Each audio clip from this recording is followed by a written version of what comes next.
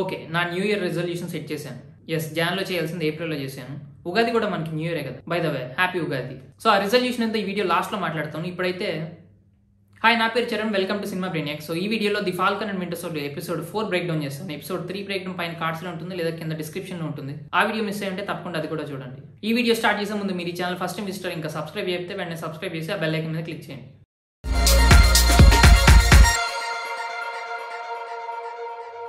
So opening scene వకాండాలో ఏయో Bucky mind నుంచి winter soldier programme remove చేసే ట్రయల్స్ లో ఉంటారు. సో వీళ్ళు సిటీకి దూరంగా అడవుల్లో ఈ ట్రయల్స్ చేస్తున్నారు. బడ్జెట్ లేక కాదు వకాండా సీజీ అంతా చూపించడానికి. ఫాల్కన్ వింటర్ సోల్జర్ బడ్జెట్ వచ్చేసి $150 million. ఇది actual iron man 1, captain America 1, ant man 1 కన్నా ఎక్కువ. సో ఏయో I won't let you hurt anyone అంటుంది. సో ఒకవేళ మనోడు అవుట్ ఆఫ్ కంట్రోల్ అయితే ఈ ట్రయల్స్ ఫెయిల్ అయ్యి ఎవరిని అటాక్ చేయొద్దని చెప్పి సిటీకి దూరంగా వీళ్ళు ఆ ట్రయల్స్ చేస్తున్నారు. అండ్ ఈ సీన్ ఎంసీయూలో one of the best scenes list లో పక్కా ఉండాలి. ఇది కొంచెం వాండా విజన్ లో సీన్ లో అనిపించవచ్చు, బట్ వాండా అక్కడ గ్రీఫ్ తో ఏడుస్తుంది. బకీ ఇక్కడ 100 years old. సో చాలా ఇయర్స్ తర్వాత మళ్ళీ తన మైండ్ తన కంట్రోల్లోకి వచ్చింది and he got his freedom back. So ఇది actually happiness. And Sebastian crazy acting ఇచ్చాడు. సో కెప్టెన్ అమెరికా 1 నుంచి తను ఆల్మోస్ట్ అన్ని ఫేషియల్ ఎక్స్ప్రెషన్స్ కవర్ చేశాడు మనకి ఎంసీయూలో. సో చాలా మంచి actor. I'm happy final is getting some spot light. And Bucky వకాండన్ మాట్లాడాడు. సో ఇంగ్లీష్ వచ్చు, రష్యన్ వచ్చు, జపనీస్ వచ్చు, అండ్ సివిల్ వార్ లో ఏదో లాంగ్వేజ్ మాట్లాడతాడు, రష్యన్ కాదు అది. సో రేపు ఎల్లుండి వచ్చి తెలుగు కూడా వచ్చి అంటాడేమో. Turkish delight. Irresistible. సో జీమో క్యారెక్టర్ వెయిట్ ఎంత ఉందో ఈ సీన్ లో మనకు అర్థం అవుతుంది. జీమోని ఊరికనే పెట్టుకోలేదు ఈ సిరీస్ లో. సో జీమో చుట్టూ అవెంజర్స్, సూపర్ సోల్జర్స్ అండ్ వాళ్ళందరికీ గవర్నమెంట్ తో కనెక్షన్స్ ఉన్న ఎవరు చేయలేంది జీమో ఒక చాక్లెట్ తో చేసి చూపిస్తాడు, ఇన్ఫర్మేషన్ రాబట్టడం. సో జీమోకి ఈ యూనిక్ టాలెంట్ ఉంది. అందుకని ఏ పవర్స్ లేకపోయినా అవెంజర్స్ మధ్యలో అంత పెద్ద పుల్ల పెట్టాడు. తర్వాత శామ్ షారన్ కి కాల్ చేస్తాడు. సో ఆమెకి నైట్, మనోడికి ఏమో పగలు. సో మ్యాడ్రిపూర్ ఒక ఫిక్షనల్ నేషన్ మనకి ఎంసీయూలో, అది రియల్ కాదు, బట్ టైం ఫరక్ అంత ఉంటుందా? అండ్ షేరన్ ఉన్న ప్లేస్ చూస్తే మనకి ఎపిసోడ్ 3లో నైట్ క్లబ్ దగ్గర పార్కింగ్ ప్లేస్ లాగా ఉంటుంది. అండ్ వాళ్ళు అక్కడ గన్స్ పట్టుకున్నారు సేమ్ ఎపిసోడ్ 3లో లాగే. సో ఆమె ఇంకా అక్కడే తిరుగుతుంది. అండ్ షేరన్ పవర్ బ్రోకర్ కి ఆ సీరం కావాలి, ఈజ్ పిజ్డ్ అని చెప్తుంది. So last episode break down లో చెప్పినట్టు ఈమె ఇంకా పవర్ బ్రోకర్ పనిచేస్తుంది అనుకుంటున్నాను. ఇంకా రాసే పవర్ బ్రోకర్ అని కూడా అనుకుంటున్నాను నేను. సో అందుకే ఆమె డబుల్ గేమ్ ఆడుతుంది. అటు పవర్ బ్రోకర్తో కనెక్షన్ మెయింటైన్ చేస్తూ ఇక్కడ వీళ్ళకి కూడా హెల్ప్ చేస్తుంది. ఎందుకంటే ఫాల్కన్ వాళ్ళని కలిసినప్పుడు ఐ మిస్ మై ఫ్యామిలీ అంటుంది. సో మరి వీళ్ళకి హెల్ప్ చేస్తా అనేది కూడా ఫాల్కన్ నీ మీద కేసెస్ అన్ని తీసేసి నేను చూసుకుంటాను అన్నప్పుడే హెల్ప్ చేయడం స్టార్ట్ చేసింది. సో ఒకవేళ రాస్ పవర్ బ్రోకర్ అయితే is a powerful man. So ఎలా చూసుకున్నా తనకి హెల్ప్ అవుతుంది. మళ్ళీ యూఎస్ లో రిటర్న్ అవ్వచ్చు నార్మల్ సిటిజన్ కింద, మళ్ళీ ఫ్యామిలీతో కలవడానికి ట్రై చేస్తుంది ఆమె. అండ్ ఇదే ఎపిసోడ్ లో తర్వాత షేర్ అండ్ శాటిలైట్స్ ద్వారా జాన్ వాకర్ని ట్రాక్ చేస్తుంది. సో శాటిలైట్స్ అందరికీ ఉండో, టోనీ స్టార్క్ ఉన్నాయనుకోండి. సో బేసిక్ గా ఎక్కువ నాసావే ఉంటాయి అండ్ అవి యాక్సెస్ గవర్నమెంట్ ఉంటుంది. సో రాస్ ఒకవేళ పవర్ బ్రోకర్ అయితే రాస్ గవర్నమెంట్ లోనే ఉన్నాడు కాబట్టి ఇట్ మేక్ సెన్స్. ఇదే డైలాగ్ మళ్ళీ లాస్ట్ ఎపిసోడ్ లో శామ్ అంటాడు. సో వీళ్ళిద్దరికి చాలా కామన్ థింగ్స్ ఉన్నాయి, అందుకనే శామ్ గొడవలు వద్దు, మనం మాట్లాడి తెలుసుకున్నాం ఆమెతో ఇష్యూస్ అన్ని అంటాడు. అండ్ ఈ సీన్ ఫాల్కన్ క్యారెక్టర్ మనకు బాగా అర్థమయ్యేలా చేయడానికి, సో ఊరికనే ఫైట్స్ ఎందుకని చెప్పి ఆమెని మాట్లాడి మంచి మార్గంలోకి తీసుకురావడానికి ట్రై చేస్తాడు. సో శామ్ కి ఆ పేషెన్స్ ఉంది, జనాలను నమ్ముతాడు, ఆ సెల్ఫ్లెస్నెస్ ఉంది, సేమ్ స్టీవ్ రోజర్స్ లాగే. సో అది స్టీవ్ తెలుసు, అందుకనే షీల్డ్ శామ్ కి ఇస్తాడు, తన బెస్ట్ ఫ్రెండ్ బకీకి కూడా ఇవ్వడు. తర్వాత ఫ్యూనరల్ అయ్యాక జీమో అన్ని సూపర్ సీరమ్స్ వేస్ట్ చేస్తాడు తొక్కేసి, ఒకటి తప్ప, అది మనోడు లేపేసాడు. దీని గురించి మళ్ళీ మాట్లాడతా. తర్వాత కెప్టెన్ అమెరికా ఇంకా డోరా మిలాజ్ జీమోని అరెస్ట్ చేయడానికి వస్తారు, కానీ మనోడేమో ఇక్కడ జాన్ వాకర్ వాడి జీవితంలోనే అతిపెద్ద పకోడీ పని చేస్తాడు. అండ్ ఈ ఫైట్ కూడా చాలా బాగుంది. మీరు ఒకవేళ స్లో మోషన్ లో చూస్తే వాళ్ళ కోఆర్డినేషన్ క్రేజీ ఉంది అసలు. అండ్ ఏయో యాక్యూపంచర్ తో బకీ హ్యాండ్ లేపేస్తుంది ఫింగర్ తో. I love this team man. So పెట్టుకునేప్పుడు ఒక పర్పుల్ కలర్ గ్లో వస్తుంది. సో ఇది vibrating hand Wakandan tech. So Wakandan colour is purple. Basic గా వాళ్ళ గ్యాజెట్స్ అన్ని పర్పుల్ ఉంటాయి. ఇంకా వాళ్ళ ఫ్లవర్ హార్ట్ షేప్డ్ హర్బ్ కూడా పర్పుల్ ఉంటుంది. ఇంకా ఏన్షియంట్ డేస్ లో purple is consider as loyal colour అనమాట. సో ఆ కాలంలో మోస్ట్లీ కింగ్స్ ఇంకా క్వీన్స్ ఈ కలర్ వాడేవాళ్ళు, ఎందుకంటే ఆ కలర్ ఎక్స్ట్రాక్షన్ ఇంకా దాంతో బట్టలు చేయడం చాలా ఎక్స్పెన్సివ్. ఆ కాలంలో ఓన్లీ రాయల్ ఫ్యామిలీస్ దాన్ని ఎఫోర్డ్ చేయగలిగేవంట.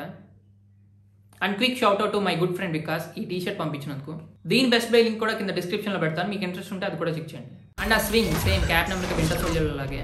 అండ్ ఇది కూడా captain America winter soldier lift fight imitate చేశారు. దీని వెరీ నెక్స్ట్ సీన్ లో మనకి కెప్టెన్ అమెరికా షీల్డ్ వెనకాల దాంకొని ఉంటాడు, also imitating captain America 1 scene. And ఇక్కడ గన్ వాడతాడు. వై అంటే ఇదే ఫైట్ లో తర్వాత సూపర్ సోల్జర్ ని బాధేసి ఆ ఐరన్ రాడ్ ని బెలూన్ లా ఉంచేస్తాడు. సో ఇందాక లేపేసిన సూపర్ సోల్జర్ సీరం వాడేశాడు. సో మరి ఇంకా గన్ వాడడం ఎందుకు? సో మేబీ ఆ విషయం లమార్ చెప్పుండడు, మేబీ చెప్పడం ఇష్టం లేదనుకుంటా. అందుకనే Falcon what did you do అన్నప్పుడు దే హ్యావ్ లమార్ అని చెప్పి టాపిక్ మార్చేస్తాడు. తర్వాత ఫైట్ లో బకీ మళ్ళీ తప్పుకోవాల్సి వస్తుంది, సేమ్ ఆ ట్రక్ ఫైట్ లాగా. And Bucky classic knife play, winter soldier vibes. What's with all the knives? తర్వాత కార్లీ బ్యాటిల్ స్టార్ ని చంపేస్తుంది, ఫ్లాగ్ స్మాషర్స్ అంతా పారిపోతాడు అండ్ మనోడు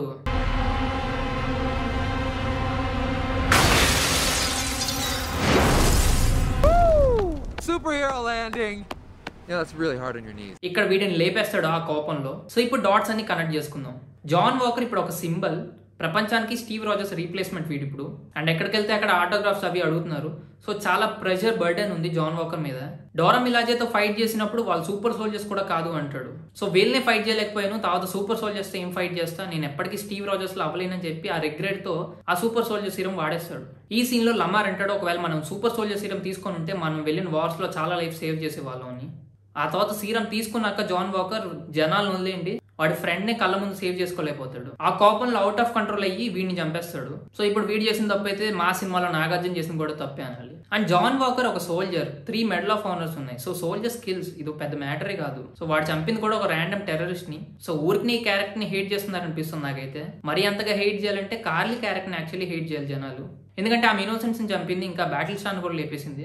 ఆమె గురించి ఎవరు పట్టించుకోవట్లేదు, ఎందుకో నాకు అర్థం కావట్లే. సో జాన్ వాకర్ ఒక పర్ఫెక్ట్ సోల్జర్, అలా ఉండడానికి ట్రై చేస్తున్నాడు. సో అందుకే నేను ఫ్లాగ్ స్మాషెస్ ఇష్యూ జరుగుతున్నా జీమోన్ చూసినప్పుడు వీడు బయట ఎందుకున్నాడు, జైల్లో ఉండాలని చెప్పి మళ్ళీ అరెస్ట్ చేయడానికి వస్తాడు. సో తన చుట్టూ అన్ని పర్ఫెక్ట్ గా ఉండడానికి ట్రై చేస్తున్నాడు జాన్ వాకర్. అండ్ ఈ సీన్ సేమ్ సివిల్ వార్ లో సీన్ లో ఉంటుంది, కానీ దీనికి ముందు Steve Rogers iron man helmet తీసేస్తాడు. ఎందుకంటే ఆర్క్ రియాక్టర్ పాడు చేశాక సూట్ పవర్ ఆఫ్ అవుతుందని తెలుసు. సో హెల్మెట్ లోపల ఐరన్ మ్యాన్ కి ఊపిరాడదేమో సఫికేట్ అవుతాడని చెప్పి ముందు హెల్మెట్ తీసేస్తాడు. అదే స్టీవ్ రాజర్స్ కి జాన్ వాకర్ కి తేడా. Steve Rogers is a good man, friend కోసం గవర్నమెంట్ ని ఎదురిస్తాడు. జాన్ వాకర్ ఏమో సరెండర్ అయిపోయిన ఒక టెర్రరిస్ట్ ని చంపేస్తాడు, ఎందుకంటే అవుట్ ఆఫ్ కంట్రోల్ అయ్యాడు కాబట్టి. స్టీవ్ రాజర్స్ బకీని కోల్పోయినప్పుడు క్యాప్టెన్ అమెరికా 1 లో ఎప్పుడు అవుట్ ఆఫ్ కంట్రోల్ అవ్వలేదు, ఎందుకంటే దానికి ముందు ఆ స్ట్రెంత్ లేదు. సో ఆ తర్వాత ఆ స్ట్రెంత్ వచ్చాక దాని మీద రెస్పెక్ట్ ఉంది. సో స్టీవ్ రాజర్స్ ఆ గుడ్ మ్యాన్ కింద ఉన్నాడు. జాన్ వాకర్ ఆల్రెడీ ఒక స్ట్రాంగ్ మ్యాన్, సీరం వల్ల ఇంకా ఎక్కువ స్ట్రెంత్ వచ్చింది అంతే. సో పర్ఫెక్ట్ సోల్జర్ కింద ఉండడానికి ట్రై చేస్తున్నాడు కానీ గుడ్ మ్యాన్ కింద ఉండడానికి ట్రై చేయట్లేదు. అండ్ గుడ్ పీపుల్ ఎప్పుడు ఆ సీరం కోరుకోలేదు. శామ్ ఆ సీరం వద్దంటాడు, బకీకి బలవంతంగా ఎక్కిస్తారు. స్టీవ్ రాజర్స్ కి ప్రాబబ్లీ అదేంటో కూడా తెలుసుంటాడు. ఆర్మీలో జాయిన్ అయ్యాక వాళ్ళు ఏం చెప్తే చేయడానికి రెడీగా ఉన్నాడు కాబట్టి ఎక్స్పెరిమెంట్ చేస్తా అంటే ఓకే అంటాడు. కానీ మనోడు అలా కాదు, అబ్బే తెలుసు అదేంటో కావాలని ఎక్కించుకుంటాడు.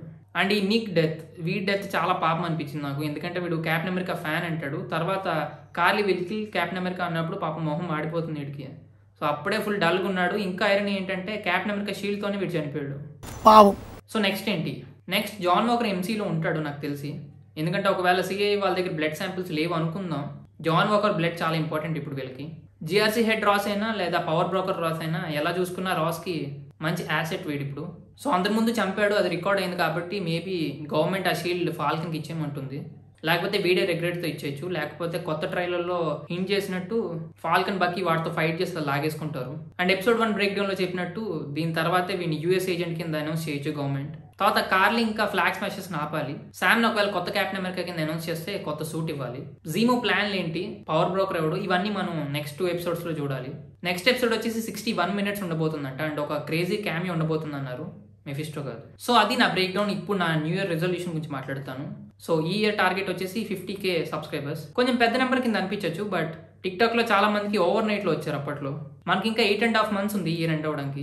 నా సైడ్ నుంచి అయితే నేను చాలా ట్రై చేస్తున్నాను. బ్రేక్ డౌన్స్ అవి ఫ్రేమ్ బై ఫ్రేమ్ చూసి ఎలాంటి చిన్న డీటెయిల్ కూడా మిస్ అవ్వకుండా ట్రై చేస్తున్నాను. అండ్ వీడియోస్ కూడా చాలా క్వాలిటీ వీడియోస్ ఇవ్వడానికి ట్రై చేస్తున్నాను. సో నా సైడ్ నుంచి టైం అండ్ ఎఫర్ట్ నేను ఇన్వెస్ట్ చేస్తున్నా, బట్ ఈ టార్గెట్ రీచ్ అవ్వడానికి I can't do this alone. And మీరు చేయాల్సింది కూడా ఏం లేదు, జస్ట్ షేర్ చేస్తే చాలు. సో మాక్సిమం షేర్ చేయండి. ఐస్ బకెట్ ఛాలెంజ్ లాగా స్టాలిన్ ఛాలెంజ్ అని చేసినా మనకి టార్గెట్ ఈజీగా రీచ్ అవ్వచ్చు. Okay, subscribe if you enjoyed. Thanks for watching. నా పేరు చరణ్. నెక్స్ట్ వీడియోలో కలుద్దాం.